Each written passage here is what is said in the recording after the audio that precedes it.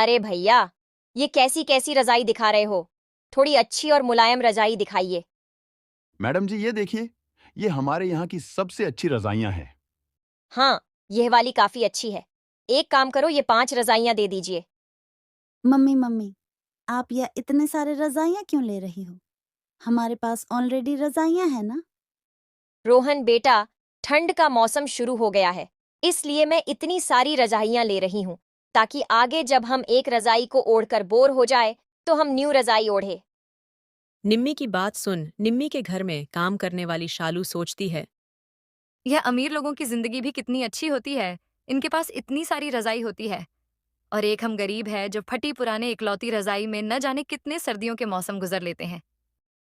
शालू मन ही मन अपने गरीबी के बारे सोचती है और सारे काम खत्म कर अपने घर जाती है, जहां वह देखती है कि उसके दोनों बच्चे ठंड में कपकपाते हुए रो रहे थे। क्या हुआ बच्चों, तुम रो क्यों रहे हो? माँ, हमने जो धूप में फटी हुई रजाई रखी थी ना, वह सूख जाने के बाद अचानक बारिश हो गई और सारी की सारी रजाई भी के खराब हो गई। अब हम क्या ओढ़ेंगे? हे ईश्वर, ये सारे अत्याचार तुम हम गरीबों पर ही क्यों करते हो? ये फटी हुई रजाई हमारा इकलौता सहारा थी। अब मेरे बच्चों का क्या होगा? इनके पास तो गर्म कपड़े भी नहीं है। शालू ईश्वर को कोसने से क्या होगा? इन सब का कारण तो मैं हूं। अगर मैं ठीक होता तो आज तुम्हें और बच्चों को इतना दुख दर्द नहीं देखना पड़ता। शालू का पति अमर का आधा शरीर पैरालाइज होता है, जिसके चलते हैं वह कुछ काम नहीं कर सकता था, जिसकी वजह से शालू को भी नौकरानी का काम करके ही अपने घर का गुजारा करना पड़ता था। बच्चों, तुम यहीं बैठो, मैं कहीं ना कहीं से कुछ इंतजाम करती हूँ। इतना कहकर शालू बाहर मंडी की तरफ निकल जाती है, जहां वह देखती है कि काफी सारे सब्जी वाले बैठे होते हैं, जिनके पास बहुत सारे बोरे रखे होते हैं। भाई साहब, ये बोरा कितने रुपए का है? अरे ये तो हमारे किसी भी काम के नहीं है। अगर आपको इसकी ज़रूरत है तो आप इसे ले जा सकती हैं। शालू सब्जी वाले से बोरे लेकर आती है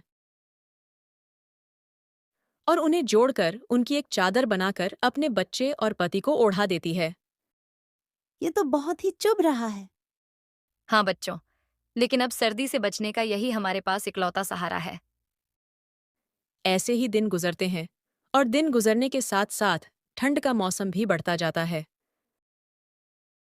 अरे ओ महारानी, अभी तक मेरे कपड़े नहीं धुले क्या? मालकिन, पानी बहुत ज्यादा ठंडा है। ठंडे पानी में काम करने की वजह से मेरे हाथ पूरी तरह से सूज गए हैं। क्या मैं थोड़ा गर्म पानी कर लूं? ओहो, अब इस नौकरानी को कपड़े धोने के लिए गर्म पानी चाहिए। गीजर का जो बिल आएगा उसे कौन भरेगा? तेरा बाप। चुपचाप ठंडे पानी में कपड़े धो। अगर ज्यादा चपड़ चपड़ की ना, तो इस महीने की तनख्वाह तुझे अगले महीने दूंगी। अपनी मालकिन की बात सुन शालू डर जाती है और बेचारी शालू को अपने सूजे हुए हाथों से ही ठंडे पानी में काम करना पड़ता है। उसके बाद शालू जैसी ही अपने घर पहुंचती है तो देखती है कि उसके पति अमर की हालत बहुत ज्यादा खराब है। हे ईश्वर, अब मैं क्या करूं? इनका बदन तो बिल्कुल आग की तरह तप रहा है।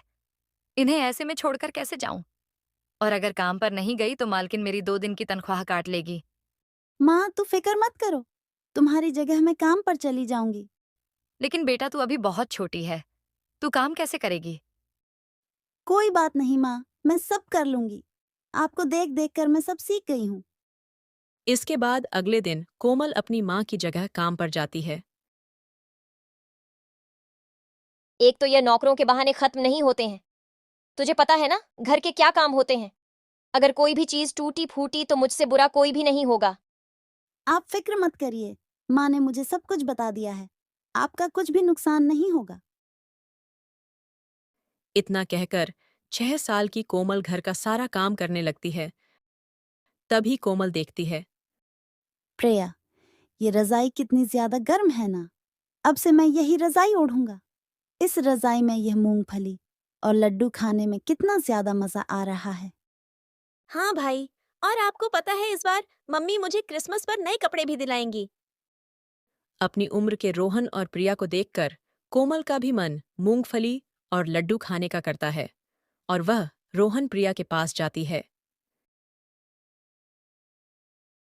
सुनो, मुझे भी मूंगफली और लड्डू खाने को दो ना। मैंने सुबह से कुछ भी नहीं खाया है। छी, तुम कितनी गंदी हो, दूर जाओ। और तुम्हारी हिम्मत कैसी हुई हमारी रजाई को छूने की? क्या हुआ रोहन बेटा? मम्मी, देखो ना, ये हमसे हमारी खाने की चीज मांग रही है और हमारी रजाई को भी छू रही हो। तेरी इतनी हिम्मत कि तूने मेरे बच्चों की रजाई को छुआ? चल भाग यहाँ से। आई बड़ी मेरे बच्चों का खाने वाली। निम्मी और उसके बच्चों की बात सुनकर कोमल रोते हुए वहां से चली जाती है और घर आकर सारी बातें अपनी माँ को बताती है। माँ, मुझे भी अपने नए कपड़े चाहिए और रजाई भी। ये बोरा बहुत चुभता है। बच्चों, मैं तुम्हारी हालत समझ सकती हूँ बच्चों, लेकिन तुम्हारी माँ के पास इतने पैसे नहीं हैं कि वह तुम्हें क्रिसमस पर नए कपड़े दिला सके। अपने माँ को माफ कर देना मेरे बच्चों। इतना कहकर शालू अपने दोनों बच्चों को गले से लगा लेती है।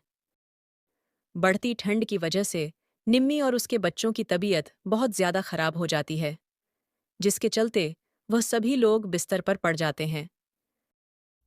मालकिन, आप सभी लोग तो बहुत बीमार पड़ गए हैं। हमारे गांव में जब भी कोई बीमार पड़ता था तो हम उसे काढ़ा बनाकर देते देते। मैं आपके लिए अभी वह काढ़ा बनाकर लाती हूँ। उसे पीकर आप लोग जल्द से जल्द ठीक हो जाओगे। डॉक्टर की दी हुई महंगी दवाइयों से तो हम ठीक नहीं हुए, और तुझ गवार गरीब के काढ़े से हम लोग ठीक हो जाएंगे? मालकिन, एक बार काढ़ा पीकर तो देखिए। देखना, आप लोग 2 दिनों के अंदर ही बिल्कुल ठीक हो जाओगे।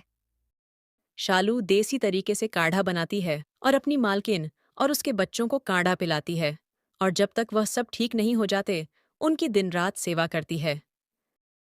मैंने शालू के साथ कितना गलत बर्ताव किया, और उसके बावजूद भी आज वह मेरा और मेरे बच्चों का कितना ख्याल रख रही है। हम दिन भर हीटर के सामने गर्म कपड़े पहने और रजाई के अंदर बैठे रहते हैं, तब भी हम भी लोग बीमार पड़ गए। और बेचारी शालू के शरीर पर तो एक भी गर्म कपड़ा नहीं है। मुझे तो अपने की पर पछतावा हो रहा है। वैसे यह शालू गई कहाँ? आज तो उसकी सैलरी देनी थी और आज ही वह जल्दी घर चली गई। कल क्रिसमस है, एक काम करती हूँ, शालू और उसके बच्चों के लिए कुछ सामान ले लेती हूँ और उसकी सैलरी देने उसके घर चली जाती हूँ। उसके परिवार वाले खुश हो जाएंगे। निम्मी शालू और उसके बच्चों के लिए काफी सारा सामान लेती है और उसके घर पहुंच जाती है। लेकिन निम्मी जैसे ही शालू के घर पहुंचती है और देखती है कि उसका पति पैरालिसिस की हालत में कुर्सी पर बैठे ठंड में कपकपा रहा है। शालू के बच्चे बोरा ओढ़े कोने में बैठे हैं और बेचारी शालू खांसते हुए चूल्हे पर खाना बना रही है। शालू, मालकिन, आप यहाँ क्या कर रही हैं? तुम्हारे परिवार वालों की ऐसी हालत देख तुम्हारा पति ठंड में कांप रहा है। तुम्हारे बच्चे बोरा ओढ़े कोने में बैठे हैं और तुम इतनी ठंड में गरीबी में कैसे रह रही हो? मालकिन, ये तो हम गरीबों की किस्मत है। आप यहाँ बैठिए, मैं आपके लिए चाय बनाकर लाती हूँ। शालू, मैं तुम्हारे और तुम्हारे बच्चों के लिए गर्म कपड़े और यह रजाई लेकर आई हूं। कल क्रिसमस है ना, तो मैंने सोचा इससे अच्छा तोहफा क्या ही होगा। और यह लो तुम्हारी तनख्वाह।